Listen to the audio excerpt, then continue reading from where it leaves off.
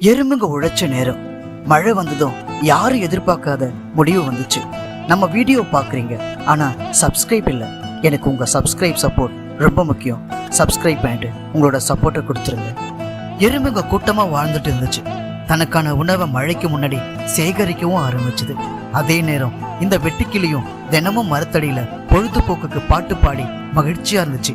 எறும்புங்க வேலை செய்யறத பார்த்துட்டு, இவ்வளவு நாள் வேலை செய்ய வேண்டாமே, வாழ்க்கைய ரசிக்கணும் நண்பா அப்படின்னு சொல்லுச்சு.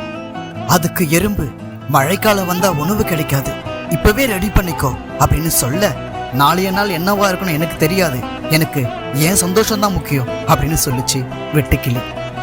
நல்ல மழை பொழிய ஆரம்பிச்சது. வெட்டுக்கிளியால உணவு தேட முடியல, பசியில தவிச்சு போச்சு. எறும்பு கிட்ட உணவு கெட்டு போச்சு. உனக்கு நான் சொன்னப்போ நீ என்ன பண்ண அப்படின்னு கேட்டுச்சு. தன்னோட தவற உணர்ந்துச்சு வெட்டுக்கிளி.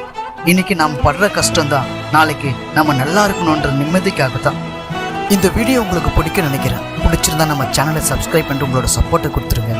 எனக்கு உங்க சப்ஸ்கிரைப் சப்போர்ட் ரொம்ப முக்கியம். தேங்க்ஸ் ஃபார் வாட்சிங்.